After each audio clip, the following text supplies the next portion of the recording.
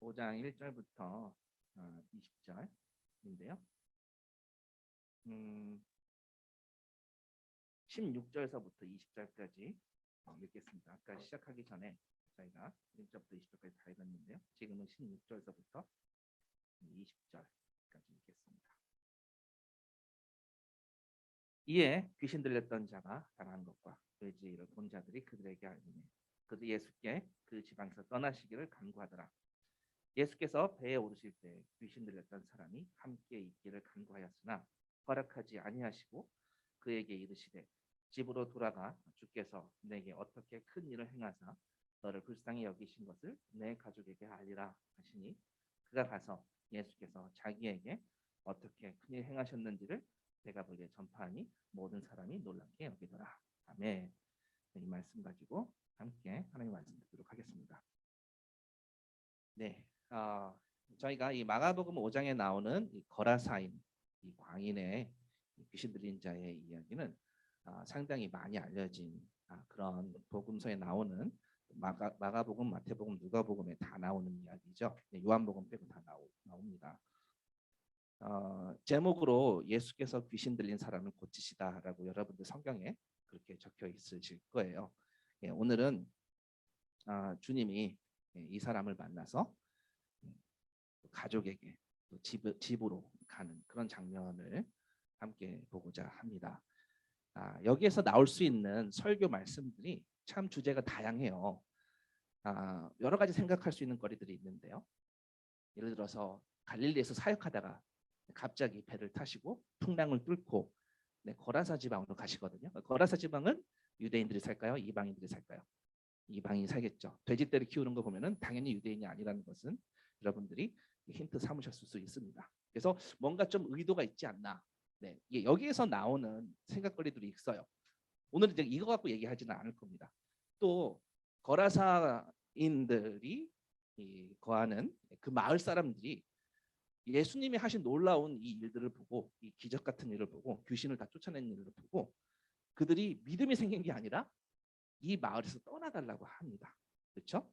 우리 같으면 제자가 되고 싶어서 헌신할 것 같은데 돼지떼가 2,000마리가 물속에 빠지는 것을 보고 그 마을에서 떠나달라고 합니다. 근데 여기에서도 사실 우리가 참으로 많은 메시지가 있어요. 또 오늘 마지막 부분에 보면 저희가 읽었던 부분 중에서 이 부분 귀신 들렸던 사람을 거라사 지방으로 파송합니다.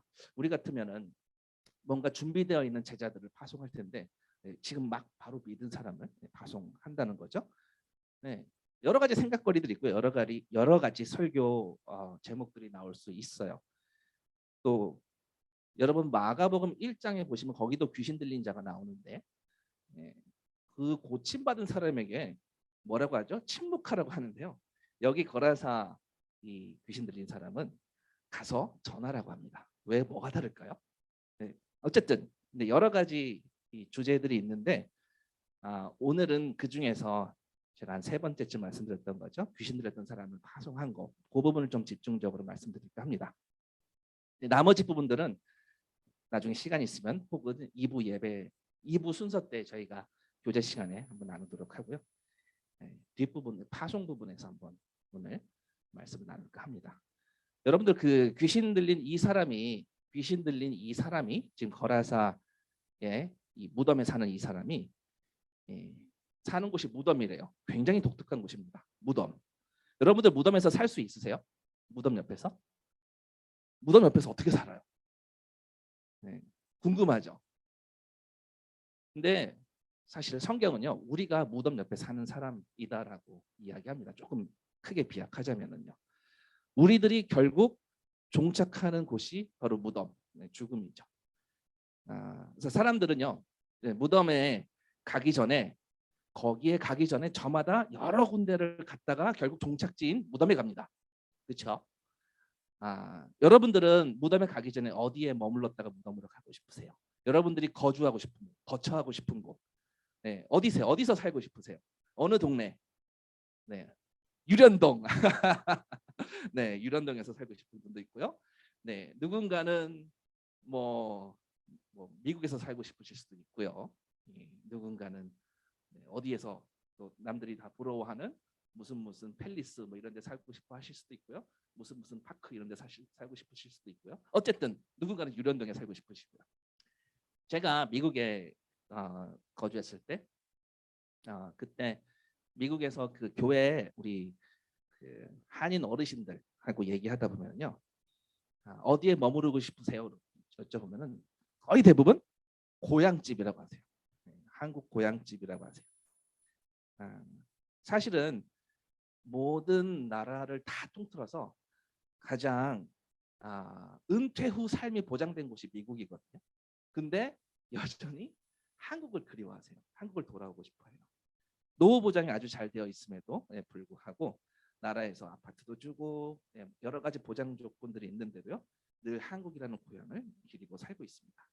뭐 저마다 생각의 차이는 조금씩 있겠지만 우리는 인생 마지막에 무덤에 가기 전에 꼭 가고 싶은 곳은 뭐 어릴 적 내가 살았던 고향이랄지 혹은 뭐 미국에 살았거나 외국에 살면 고국에 돌아가고 싶다 할지 뭐 그런 부분이겠죠.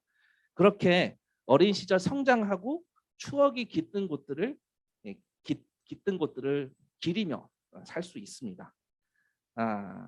하지만 어떤 면에서 우리의 인생은 우리의 정체성은요.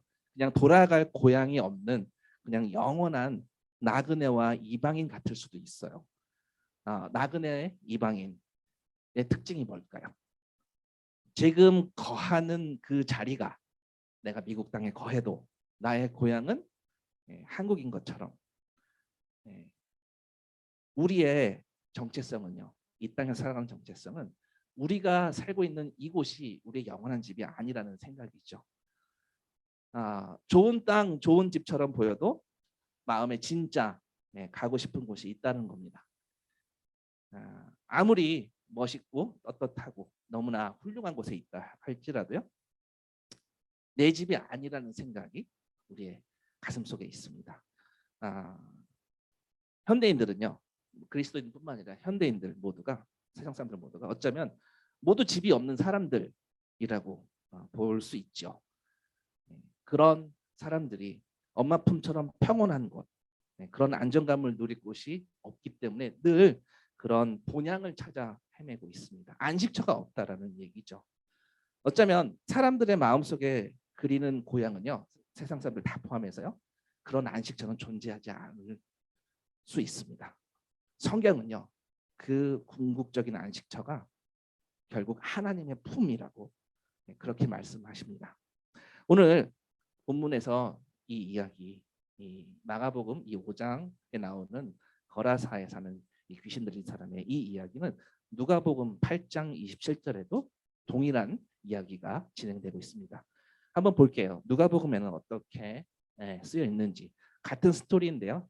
살짝 조금 미묘한 차이점이 있습니다. 오케이. 한번 보겠습니다. 누가복음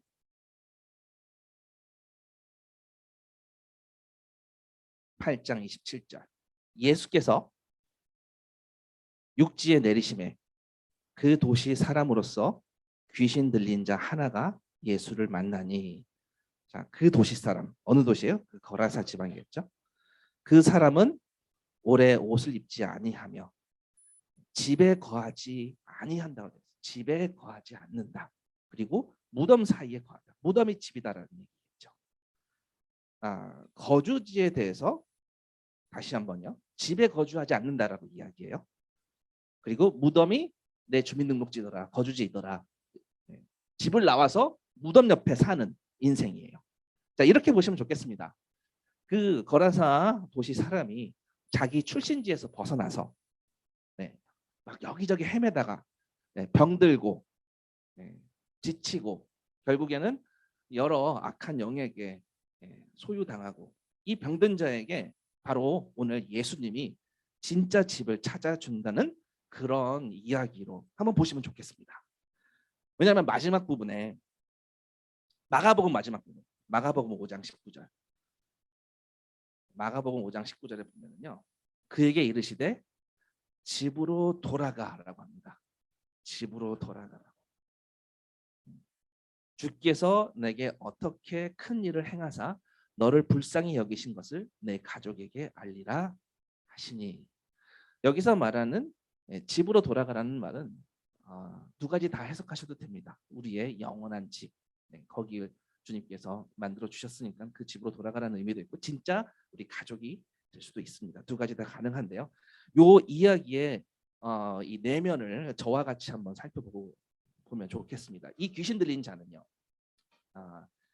현대적 표현을 하자면은 뭘까요? 정신병자겠죠. 정신병자라고 합니다. 요즘 귀신 들린 자라고 뭐 귀신 들린 자가 있지만 대개 그런 현상을 보면요 정신병자라고 할 거예요. 그렇죠? 미친 사람, 뭐 한문으로는 광인이라고 하죠. 그래서 거라사 광인이라고 하면 거라사에 미친 사람, 귀신 들린 사람이죠. 이 자가 사실은 성경은요 우리의 모습을 대변하고 있다라고 선포하고 있어요. 조금 많이 비약시킨 거이긴 하지만요. 그래서 지금 이 병든 자가 집으로 귀환하는 것은요, 귀향하는 것은요, 굉장히 우리에게 소망이 되는 이야기입니다. 우선 성경은요, 우리 모두가 집 떠나서 고생살이하고 있는 현실이 이 사람과 똑같다는 것을 이야기하고 있어요. 이것을 알아야 되는데요. 집 잃은 현실을 보아야 돼요. 병든 현실이 지금 나에게 좋아 보여도 이게 병든 현실인지를 볼 수 있는 믿음의 눈이 열려야 됩니다. 나는 저런 사람과는 달라. 어떻게 내가 무덤에 거하는 사람하고 똑같겠어? 나는 버젓이 좋은 집도 있고 라고 이렇게 부정한다면 이 병의 심각성을 깨닫지 못하신 거예요. 자, 지금부터 이 병든 자가 이 광인이 우리와 어떻게 유사한지 조금만 살펴보고 그 다음 말씀 또 드리도록 하겠습니다. 자, 벌거벗은 사람이에요. 우리 벌거벗고 다니진 않습니다. 아무도 그렇지 않습니다. 자, 무슨 말이냐? 이 사람은 다른 사람이 날 어떻게 보든 말든 전혀 신경을 안 쓰는 사람이에요. I don't care요. 그러니까 뭐 상관없어요. 그냥 주변과 완전히 단결한 사람, 단절한 사람이에요. 단절. 주변 사람들과 완전히 단절한 사람. 뭐라 하든 말든 좋은 말을 하든 악한 말을 하든 칭찬하는 말을 하든 구박하는 말을 하든 전혀 신경 쓰지 않는 사람이에요. 욕을 해도 하나도 신경 안 써요. 온 입을 벗던 뭐 전혀 지금 개의치 않는 거죠. I don't care. 그러니까 영어 표현으로 상관없어. 마음대로 해. 뭐 이런 거죠. 자, 이 I don't care. 상관없어. 넌 너고 나는 나야. 여기에 사실 끝판 현실이 오늘 벌거벗은 자처럼 보여주는 거예요. 우리가 사실 교육을 잘 받고 교양 있는 현대인이어서 그 정도까지는 아니지만 사실은 어떻게 보면 뿌리가 비슷할 수 있어요.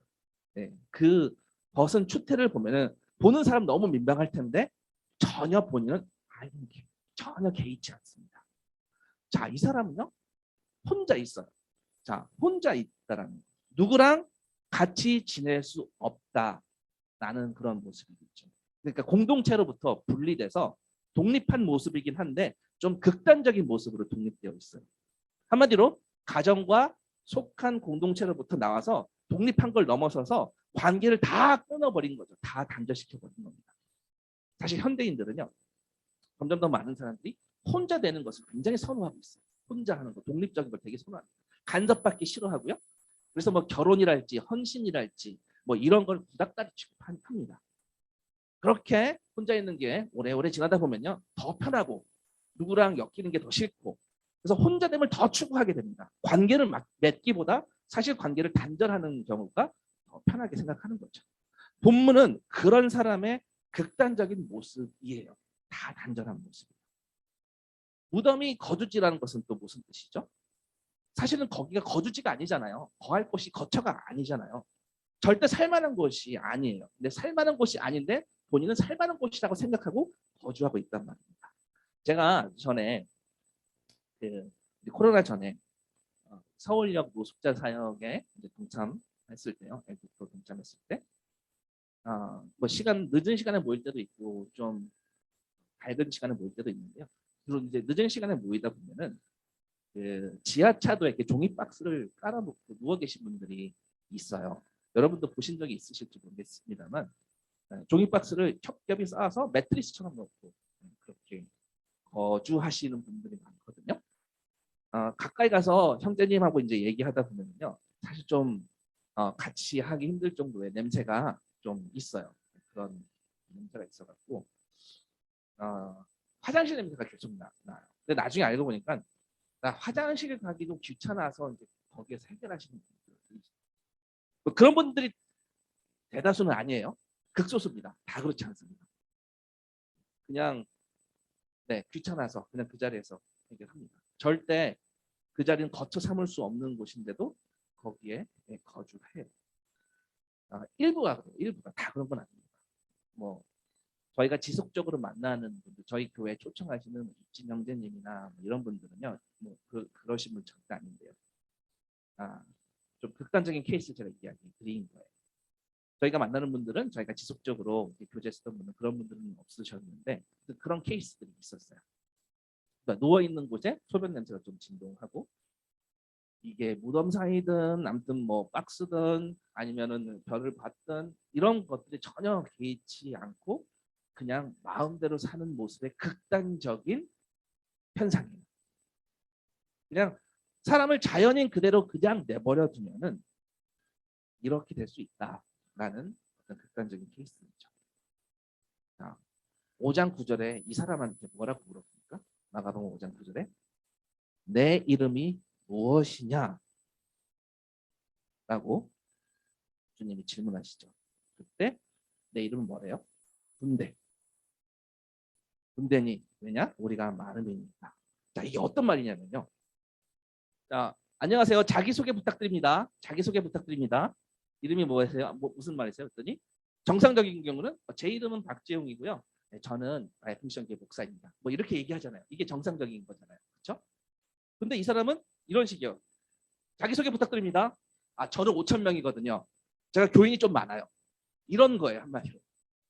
그러니까 자기의 정체성에 대해서 많다라는 것을 왜 얘기하는지 모르겠어요. 그러니까 5천 명이나 되는 5, 6천 명이나 되는 그러니까 레기온이나 군대라는 말이 사실 당시에 헬라어로 군단을 의미하거든요. 군대, 군단. 군대 그게 대략 한 5천에서 6천 명 정도 됩니다. 한마디로 자기 정체성을 많다라는 걸로 내세우는 거예요. 나는 이렇게 많은데 계속 숫자로 눌러보려고 하는 거죠. 자, 이름 물어보고 있어요. 그러니까 뭐냐면 예수님은 너의 실존이 무엇인지를 지적하는데 너가 누구냐, 너의 정체는 뭐냐라는데 그 실존을 직면하지 않아요. 그냥 많다는 걸로 가름하려고 합니다. 자, 어떤 면에서 보면 우리랑 굉장히 닮았습니다. 나를 안 들키려고, 나의 존재를 안 들키려고 자꾸 내 명함에다가 뭘 많이 수식어를 붙여요. 무슨 장, 무슨 회장, 뭐 협회, 뭐 등 뭐가 많아요. 그런 식으로 막 수식을 붙여놓는 모습. 내 이름이 무엇이냐 했는데 군대입니다 합니다. 숫자로 얘기하죠. 자, 또 어떤 특징이 있습니까? 소리를 계속 질러요. 소리를 쉬었다가 질르나요? 아니면 늘 지르나요? 늘 지른대요. 소리를 늘 질러요. 자기가 항상 큰 소리를 지르면 이 사람한테 다른 사람 소리가 들릴까요? 안 들릴까요? 안 들리겠죠. 한마디로 안 듣는 거예요. 뭐라고 소리 지를까요? 하고 뭐 괴성을 지를까요? 뭐라고 소리 지를까요? 뭐 괴성이겠죠. 근데 그 괴성의 내용은 뭘까요? 어떤 내용으로 소리 지를까요? 한번 상상해 보세요.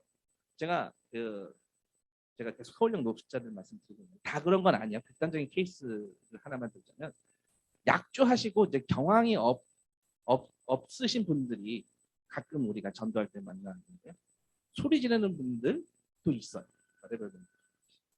뭐 건드리지 마, 내버려둬. 뭐 나 괴롭히지 마, 상관하지 마. 그러니까 뭐 하려고 한 것도 아닌데 상관하지 마 하면서 막 소리 지르는 괴성을 지르는 사람들이 간혹 있습니다. 그 이유는 괴성을 지르는 이유는 뭐예요? 난 다른 사람 소리 안 듣겠다는 거죠.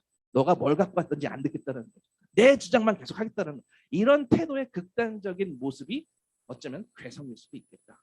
그렇게 생각이 듭니다. 또 괴력을 가지고 있어요. 어마어마한 힘을 가지고 있어요. 쇠사슬도 막 끊고 막 고랑도 막 풀어버리고 사실은 쇠사슬 끊고 물론 이게 지금 귀신의 힘으로 그 도움으로 어마어마한 괴력이 생긴 건데요. 끊기 전에 생각해 보세요. 끈타가 내 뼈가 부러질 수도 있잖아요. 보통은 내 뼈가 부러질만 하면 포기하죠. 안 하죠. 근데 한마디로 내 육체의 힘이 뭐든 신경 안 쓰는 거예요. 보통 사람들은 내 육체의 한계를 어느 정도 인식하고 끝까지 가다가 말고 가다가 합니다. 근데 이 사람은 광기를 부리는 거죠. 몸의 한계에 대해서 내 몸의 한계에 대해서 I don't care. 그냥 광인인 거예요. 뼈가 부러지거나 말거나 뭐 근육이 쭉 찢어지거나 말거나 그냥 뭐 살이 떨어져 가거나 나거나 막 자해하고 막 그런 사람이에요. 끔찍하죠. 마가복음 5장 5절에 밤낮 무덤 사이에서 산에서나 소리 지르는데 얼마큼요? 늘 소리 지르. 늘 소리 지르며 돌로 자기의 몸을 해치고 있었다. 아마도 쇠사슬이나 고랑을 풀으려고 아마 돌로 막 찍어버린 것 같아요. 전혀 조심하지 않고요. 그냥 고통스러울 텐데 극단적으로 막 자기의 몸을 막 해치고 있는 거죠. 극단적인 아이돈 케어. 뭐든지 지금 버리낌없이 막 해버리는 거예요. 미친 모습이지만 스스로 왕대보고자 하는 모습일 수 있습니다. 다는 아니지만요. 현대인들의 모습을 좀 극단적으로 표현했을 때 그 극단적인 모습을 합쳐놓으면 아마 이 광인과 같은 이 거라사 광인 같은 모습이 됩니다. 자, 이 광인을 복음서에 마태복음, 마가복음, 누가복음에 써놓은 이유는 무엇일까요? 우리의 실상과 크게 다르지 않다는 것을 말씀하시려고. 그 광인은 바로 나의 모습일 수 있습니다. 광인과 혹시 여러분들이 비슷한 점이 있었나요? 제가 설명했을 때 특징 중에서 사실은요, 우리 모두가 정신 나간 사람, 정신병자라고 합니다. 아무도 정신병에서 자유한 사람은 없어요. 제가 알기로 그렇습니다. 우리 매일매일 정신적 스트레스에 어떤 정신적 압박에 시달리고 있어요. 저마다 독특한 정신병에 시달리고 있습니다. 다시 말해서 삶의 고뇌와 그런 가슴 앓이를 하면서 병자처럼 살아가요. 정도의 차이는 있겠지만 다 우리는 정신병자와 같은 부분이 있습니다. 지금 마가복음 5장 이 정신병자는요. 자기가 정신병자인 줄도 모르고 살아가는 우리의 자화상.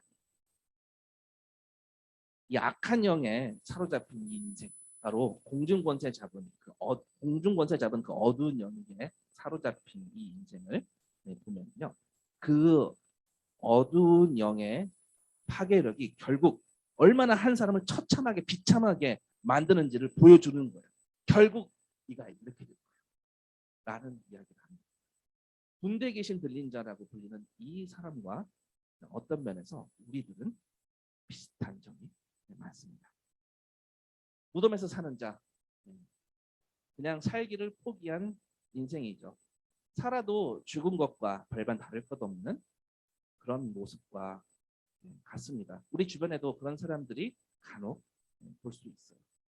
바로 결박된 사람들. 쇠사슬은 눈에 보이는 쇠사슬은 없지만 이러저러 여러한 무형의 쇠사슬에 결박된 사람들. 무언가의 노예처럼 질질 끌려다니는 그런 숨막히는 인생을 사는 것이 바로 오늘날 우리들의 모습입니다. 그것이 내 모습일 수도 있습니다. 이 군대 계신 들린 이 인생. 여러 악한 영향력들 때문에 영혼이 막 갈기갈기 찔러졌어요. 자신의 진짜 진정한 정체성을 아이덴티티를 모른 채 분별하고 주님은 이름이 무엇이냐라고 물어봤는데 자기가 누군지 몰라요. 자기의 참 소명을 모른 채 그냥 여러 가지 다른 힘의 지배를 받고 있어요. 바로 우리들의 모습입니다. 자, 이렇게 갈기갈기 찢겨진 마치 정신이 분열되는 모습이죠. 이 사람은요, 자신의 인생이 아니라 다른 사람의 여러 가지 종류의 악한 영향력을 받고 살아가고 있어요. 다른 힘의 지배를 받고 살아가는 오늘날 주변에서 볼 수 있는 많은 사람들의 모습과 비슷합니다. 자, 5절에 자해한다고 되어 있어요. 자, 이렇게 볼 수도 있을 것 같아요. 자기 자신을 막 학대하면서 막 파멸시키는 그런 그 모습으로 스스로를 학대하고 자기 파괴적인 그런 사람들의 모습을 대변할 수도 있는 것 같아요. 이게 바로 정도는 다르지만 다 하나님 아버지의 집을 떠난 정처 없는 인생들이 겪는 최후의 모습입니다. 우리는 어떻게 하면 이 비참한 인생에서 나와서 다시 아버지 품으로 돌아가 그런 인생으로 변할 수 있을까요? 아마 제일 중요한 건 이 군대 귀신 들린 자인 우리를 자유케 하시는 예수 그리스도께서 오셔서 궁극적으로 그분이 우리를 변하게 만들어 주셔야 변할 수 있습니다. 그가 오셔서 하나님을 떠난 인생의 모습이 얼마나 비참한지를 밝히 알려주셔야 우리는 비로소 변할 수 있습니다. 그 사실을 알려주셔야 우리가 무덤에서 나와 집으로 비로소 돌아갈 수 있는 거예요. 우리를 자유케 하시는 예수 그리스도만이 우리가 무덤에서 나와 집으로 돌이키게 하실 수 있는 유일하신 분입니다. 그 믿음을 가지고 이 비참한 인생을 변하게 만드는 거죠. 마가복음 내내 예수는 누구인가에 대한 질문이 있어요. 마가복음을 1장부터 계속 읽어보면요. 전체를 관통하는 주제가 있습니다. 뭐냐면 그가 누구인가, 예수가 누구인가, 그리고 사람들은 어떻게 예수께 반응해야 하는가, 이게 마가복음 내내 던지는 질문이에요. 오늘도 그렇습니다. 예수님은요, 정신병자인 저마다 정도의 차이는 있지만 우리들 현대인들의 영혼의 병이 무엇인지를 가장 잘 아시는 분이세요. 이 무덤에 거하는 자가 집을 떠나서 무덤에 거처하는 것은요, 바로 끔찍한 병이 들어있기 때문입니다. 귀신에 사로잡혔기 때문이죠. 이 병을, 이 귀신을 내보내야 반드시 이 인생은 변할 수 있습니다. 이 병은 스스로 나올 수가 없는 거예요. 그 어느 누구도 이 절망적인 상황에서 이 사람을 구할 수가 없습니다. 이 상황의 유일한 소망은 예수 그리스도밖에 없습니다. 바로 복음이 이 광인에게 다가간 것입니다. 예수님은요, 이 병을 고치시는 능력 있는 분이시고, 또 그가 능력 있는 분이시라고 해서 문제가 해결되는 것이 아니라 그가 친히 고쳐주시기를 원하시는 자들이에요. 그러니까 친히 고쳐주시기를 원하시기 때문에 거라사 광인에게 다가갑니다. 예수님이 명령하자 이 더러운 영들이 다 떠나갑니다. 말씀으로 지금 이 갈릴리 호수를, 이 바다를 지나오실 때 말씀으로 광풍을 잠재우셨어요. 파도를 다스리셨어요. 그리고 더러운 영을 오늘 제압하십니다. 바로 모든 피조물들을 창조하신 창조주의 권위로 명령하시는 거예요. 맞습니다. 예수 그리스도 하나님이세요. 이 예수님이 오늘 거라사 광인을 주목하시고 찾아가는 거예요. 보시면 알겠지만 오만 풍랑을 다 뚫고 이 거라사 광인 한 사람 만나고 다시 갈릴리로 다시 돌아가세요. 자, 갈릴리는 이 북쪽에 있어요. 배를 타고 쭉 남동쪽으로 내려와요. 남동쪽으로 내려서 저 끝에 있는 거라사 지역에 있는 이 한 사람 만나고 다시 또 올라갑니다. 그냥 이 여행은요, 이 한 사람을 위한 여행이었어요.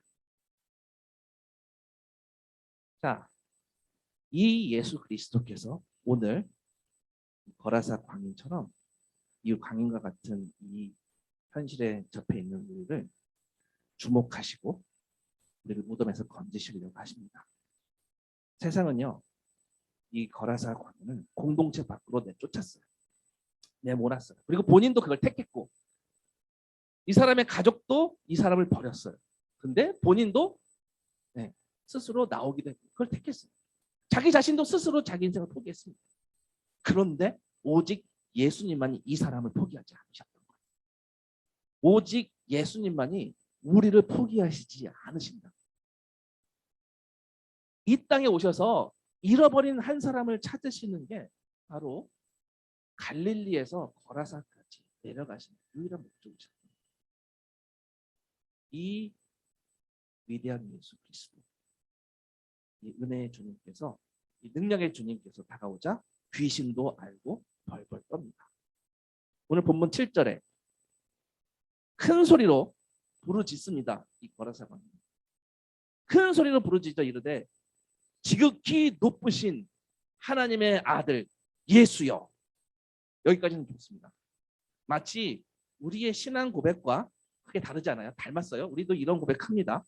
이것만 했다면 귀신과 우리가 크게 다르지 않다라는 거예요. 귀신도 이 정도 고백합니다. 뭐가 다르죠?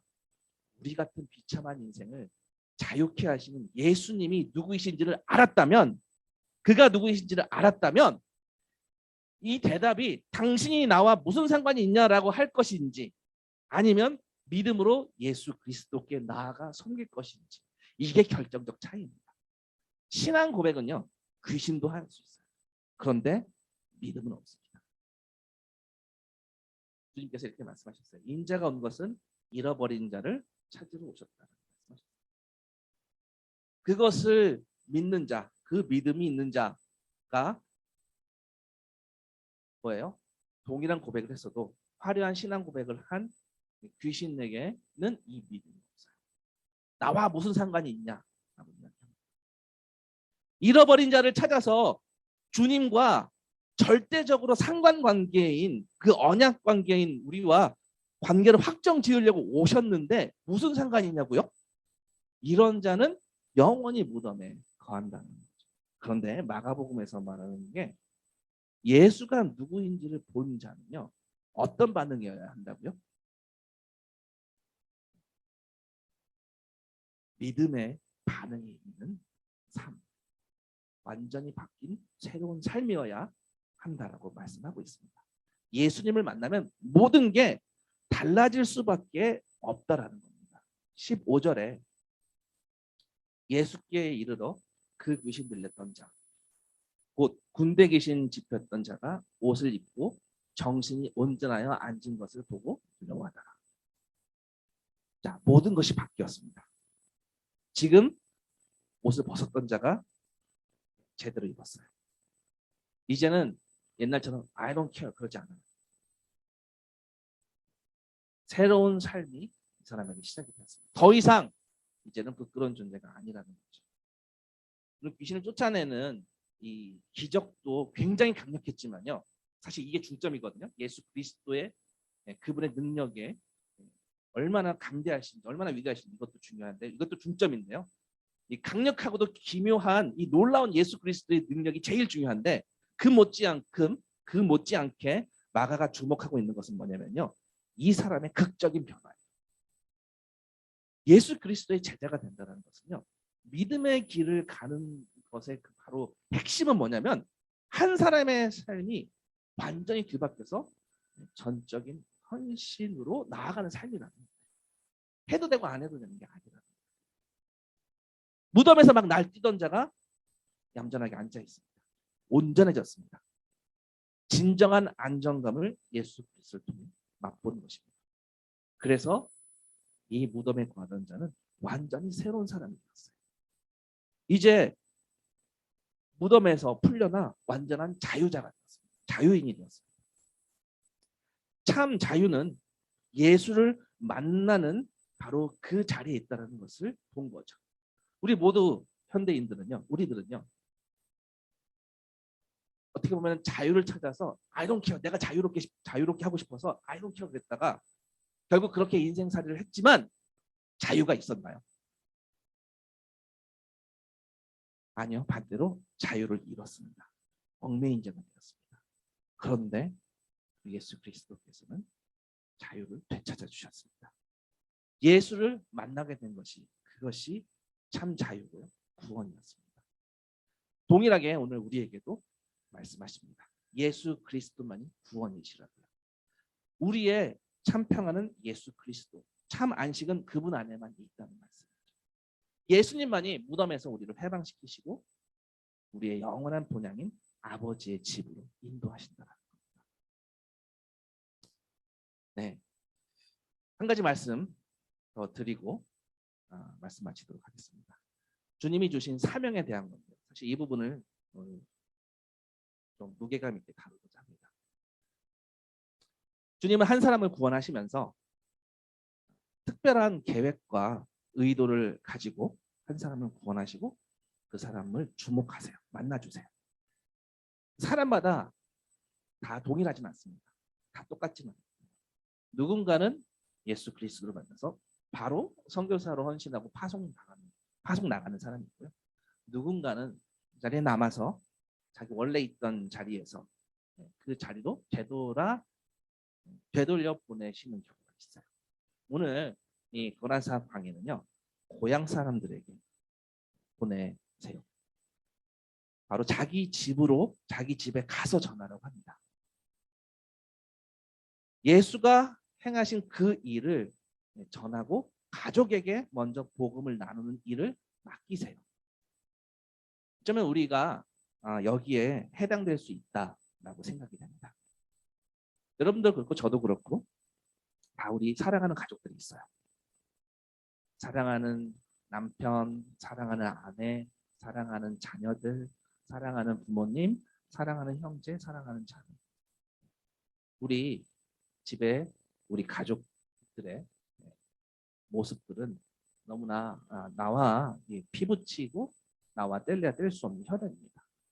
예수님은요 이렇게 말씀하시는 나뿐 아니라 우리 가족 모두가 나와 동일한 자유와 평안과 참 구원을 누리기를 원하신다. 이렇게 말씀하시는 것 같아요. 내 남편도 예수님 만나야 되고요. 내 아내도 예수님 만나야 됩니다. 내 아이들도 만나야 하고요. 내 부모님도 예수님 만나야 합니다. 이 거라사이는요. 예수님을 만나자마자 당장 예수님을 따라서 제자들과 함께 동행하려고 했어요. 그렇게 쫓아가려고 했어요. 그런데 오늘 16절에 18절에 뭐라고 말씀하십니까? 예수께서 배에 오실 때 귀신 들렸던 사람이 함께 있기를 간구하였으나 허락하지 아니하시고 그에게 이르시되 집으로 돌아가 주께서 내게 어떻게 큰 일을 행하사 너를 불쌍히 여기신 것을 내 가족에게 알리라 하시니 가족에게 알리라. 왜 그러셨을까요? 아까 말씀드렸던 것처럼 주님은 한 사람을 구원하실 때 한 영혼을 주목하시면서요. 굉장히 특별한 계획과 의도를 갖고 우리를 만나세요. 네, 다 똑같지는 않아요. 누군가에게는 선교지로 파송 나가는 사람이 있고 누군가에게는 가족에게 보내주는 사람이 있고 누군가에게 저마다 하나님께서 독특한 의도를 가지시고 파송을 하세요. 어딘가로. 다 똑같은 곳으로 파송되는 것은 아닙니다. 근데 지금 원래 있던 집으로 되돌아간 것은요. 사실은 이것 또한 파송이에요. 이것 또한 파송입니다. 가족에게 파송 나가는 거죠. 그리고 또 다른 파송을 위한 전 단계일 수 있어요. 파송을 위해 선교지 파송이랄지 어떤 전도지로 나의 직장으로 어딘가로 파송 나가기 전에 먼저 해야 할 일이 있다는 거죠. 먼저 가족들에게, 먼저 사랑하는 사람들에게 바뀐 이 삶을 전하고 예수께서 행하신 일을 내 삶에 행하신 일을 알리고 함께 먼저 믿음의 가족이 진짜 피부치지만 믿음도 피부치가 되자라는 거죠. 믿음의 가족이 되고 온 식구가 사랑과 축복으로 전하는 자의 복음 전하는 자의 사명을 응원하게끔 파송을 예비하는 그런 시간일 수도 있다는 거죠. 그래서 먼저 집으로 돌아가 주께서 내게 어떻게 큰 일을 행하신 것을 가족에게 알리라 라고 하셨어요. 디모데전서 3장에 보면은요. 거기에 교회의 리더는 이런 사람이어야 된다라고 쭉 말씀이 나옵니다. 중요한 말씀인데요. 리더의 자격에 대해서 여러 가지 그 컨디션들이 있어요. 그 중에 하나가 자기 집을 잘 다스리는 자라야 한다라는 말씀이 있습니다. 그러니까 자기 가정에서 하나님의 원리를 구현하는 게 아주 중요하다는 말씀입니다. 내 가족. 오늘 어린이 주일인데요. 우리 아이들은요 그냥 아이들이 아니라 예수님의 제자들이라고 보셔야 돼요. 가서 제자 삼으라는 이 말씀은요. 먼저 우리 가정에서 우선 그 모습이 보여지는 것입니다. 그게 자녀를 낳고 기르는 이유이죠. 그것이 하나님의 뜻입니다. 하나님의 영광을 위해 생육하고 번성하는 것은요. 그냥 잘 키우고 잘 먹고 잘 살게 하는 것을 넘어서서 육적인 자녀를 넘어서서 영적인 자녀를 키우는 게 진짜 가족입니다. 뭐 지금 아이가 없으신 분들, 우리 청년들 그럼 어떻게 하죠? 우리의 영적 가족은 바로 우리 교회 가족이에요. 그래서 교회 안에 어떤 영적인 영향력을 통해서 영적인 공부를 통해서 뭐 성경 공부를 통해서 얼마든지 영적 자녀를 키우고 서포트하고 섬길 수 있어요. 뭐 조일랜드에서 우리 주일학교에서 섬길 수도 있고 자녀를 낳고 키우는 것과 크게 다르지 않습니다. 왜요? 영적 자녀를 키우는 거기 때문에. 아이들을 예수님의 제자로 만드는 것이 이게 궁극적인 가정의 영적 기능입니다. 그냥 생육과 번성이 아니고요. 하나님의 자녀를 낳으려고 애쓰는 것이죠. 이게 초자연적인 출산이고요. 영적인 양육이죠. 자, 다시 어린이 주일. 부모님들은요. 성경에서는 주의 교훈과 훈계로 자녀들을 믿음의 자녀로 키우는 주된 책임을 갖고 있다라고 말씀을 거듭거듭 하세요. 특별히 아버지의 역할 그렇다고 합니다. 아버지 역할. 성경에서는 아비들아 하면서 뭐라고 하냐면요. 너희 자녀를 오직 주의 교훈과 훈계로 양육하라. 자, 이렇게 아비들아라고 특정하셨어요. 그렇지만 어머니한테 책임이 없다는 것은 아니에요. 어머니도 이 역할에 동일한 부르심을 받았습니다. 둘 다 책임이지만 주된 책임자는 아비라는 거예요. 아버지라는 거예요. 저는 이게 어린이 주일에 주시는 하나님께서 주시는 메시지라고 생각하는데요. 믿음의 부모를 보고 아이들이 따라오도록 하는 것. 그것이 진짜 우리가 어린이들을 키우면서 아이들을 키우면서 영적인 자녀나 육적인 자녀나 주된 목적이지 않을까 싶습니다. 마가복음 5장에서 먼저 이 거라사 광인을 집으로 보내시는 주님의 뜻이지 않나 이렇게 생각해 봅니다.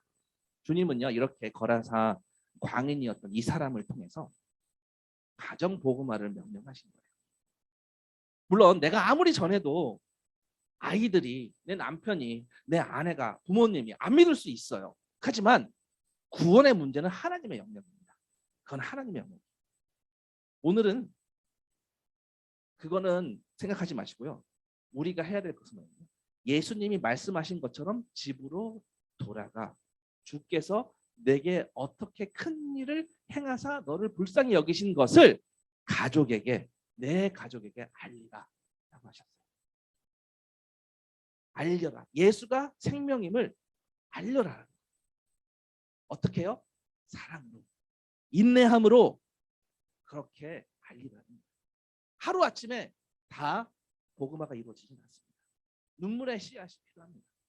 인내가 필요합니다. 그러나 중요한 것은요. 우리의 가정이 반드시 복음화가 이루어져야 된다는 거예요. 우리 계속 요즘 기도하고 있지 않습니까? 가정 복음화를 위해서. 주께서 나에게 어떻게 해주셨는지 그것을 그대로 말하는 것부터 복음화의 첫 단추가 깨어지기 시작됩니다. 여러분이 예수 그리스도를 만나시면서 주님 때문에 자유를 느끼셨으면 그 자유를 전하시면 돼요. 주님 때문에 주님의 사랑을 느꼈다면 그 사랑을 갖고 사랑을 전하시면 돼요. 은혜를 누리셨다면 은혜를 전하시고 주님 때문에 내 인생에 큰 변화가 있었다면 그 변화에 대해서 말씀하십시오. 여러분의 가정에서 복음의 씨앗이 무럭무럭 자라나게 해주실 주님을 소망하시면 좋겠습니다. 가정에서부터 복음의 역사가 그리스도의 복음의 역사가 자라나서요. 그리고 온 열방으로 그 복음은 선포가 되어집니다. 참 자유와 안식이 우리 가정에서부터 시작되어서 멀리 땅끝까지 성교지까지 흘러가게 됩니다. 그것을 우리는 소망하고 있습니다. 그것이 하나님의 품 안에 들어온 영원한 본향이 어디인지 아는 우리들의 고백입니다. 이렇게 한 가정 한 가정이 주의 품으로 돌아올 때 온 열방이 주를 향해 돌아서는 것입니다. 외칩니다. 예수만이 소망이라고 다들 그렇게 외치기를 우리는 기도하고 있습니다. 우리 가정부터 시작하죠. 맞습니다. 예수만이 소망인 것을 그게 믿을 수 있는 현장은 바로 우리 가정이에요. 예수님만이 우리를 구원하실 수 있다라는 그 믿음이 시작되는 것도 가정입니다. 예수 안에서 새로운 삶을 시작한 것, 그렇다면 잠시 우리 가족에게, 우리 가정에게 먼저 이 기쁨을 나누었으면 좋겠습니다. 여러분과 저의 가족, 우리 모두가 그렇게 되시길 축복합니다. 누군가에게 지금은 소망이 없어 보일 수도 있어요. 아무도 예배하지 않는 그런 땅일 수도 있어요. 아직은 아무도 주님을 찬양하지 않는 곳일 수 있습니다. 험지일 수 있습니다. 그러나 새로운 삶을 허락하신 주님의 은혜로 나를 새롭게 하신 그 주님의 은혜가 또 다른 생명을 낳게 해주실 겁니다. 거라사 광인이었던 나도 지금 새 삶을 살고 있잖아요. 말도 안 되는 이 삶을 살고 있잖아요. 그것을 안다면 나의 자녀를, 나의 배우자를, 나의 부모님을 향해, 나의 형제 자매를 향해 주님께서 인도하실 거라는 그 소망을 품을 수 있는 거죠. 그런 주님의 뜻이 이루어지길 소망합니다. 우리가 I don't care 했었던 그런 우리의 인생을 주님만 바라보게 그렇게 바꾸신 것처럼 그분들도, 사랑하는 가족들도 바꾸어 주실 거라고 믿습니다. 예수가 누구신지 나에게 보여주셨던 것처럼 사랑하는 가족들에게도 주님 보여주십시오. 우리 이렇게 기도했으면 좋겠습니다. 나를 완전히 새로운 삶으로 바꾸어 주신 주님, 사랑하는 내 자녀도, 사랑하는 내 가족도 그렇게 바꾸실 것을 믿습니다. 무덤에 거하고 병든 나를 바꾸신 주님, 주님 품으로 우리 가족들을 이끌어 주시옵소서. 나그네 된 이 땅에서 영원한 하늘 본향 하늘에서도, 이 땅에서도 영원한 본향 하늘에서도 함께 주의 가족이 되길 소망합니다. 우리 이렇게 기도했으면 좋겠습니다. 우리 찬양 하나 부르고 마치도록 하겠습니다.